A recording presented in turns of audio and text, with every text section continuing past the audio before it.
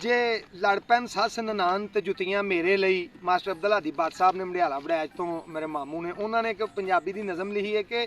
कोई महल्ले की बीबी जाके किसी की नूंह के कोल हाल हवाल भी पुछदी है तो नूंह भी उन्होंने दसदी है कि जे लड़ पैन सस ननान ते जुत्तियां मेरे लिए सच आख्या कि ये जान जुत्तियां मेरे लिए सस ने किस्तां ते पठाना कोलों कुछ है लई है ना वो आग रोज बूआ खड़काते सन वो नूंह ने फड़ के किस्त फड़ा दी हुण सस पई उन्होंने आ के नूंह नूं आंदी है कि अजे ना दिती गई कमेटी ते तू सा देन दी लगदी टेकी लै गया किस्त पठान ते जुत्तियां मेरे लिए ते हर शै विकदी है भाग दे आ दोधी मेरे मामे लगदे जा दो रेट वधान ते जुत्तियां मेरे लिए ते सस किते मंजी ते भैड़ी बैठी मंजी दी ही भन छड़ी सू हुण बन्नी भी दे आए ने उस दौरान एक दिन थले सौना पै गया ससड़ी नूं ते रोना पै गया नहीं मंजी ठोकी तरखान जुत्तियां मेरे लिए ते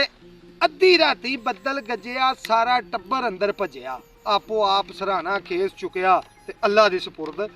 ते अद्धी राती बदल गज्जिया सारा टब्बर अंदर भज्जिया जे भिज गया टुकर छान ते जुत्तियां मेरे लिए ननान भतीजे भतीजियां मंगे सस भी मेहने देवे नंगे अलफ लीला नंगे बा ते ननान भतीजे भतीजियां मंगे सस भी मेहने देवे नंगे ना होन पूरे अरमान ते जुत्तियां मेरे लिए कप ते कोना ससड़ी खावे कुल्फियां रोज ननान मंगावे मैं मंगा गोला की ये जान जुत्तियां मेरे लिए सौरा रोज शमार में खावे द्योर पीजे नित मंगावे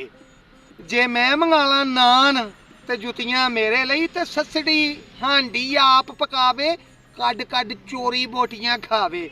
जे पै जाए मेरा ध्यान ते जुत्तियां मेरे लिए ते हफ्ता हफ्ता पैकेज लुआ के बैठियां रहिंदियां काल मिला के होवे मेरा फोन जान ते जुत्तियां मेरे लिए ते हर कोई फेस क्रीमा लावे बन ठन ससड़ी बाजारे जावे लगी मैं जे सुरखी लान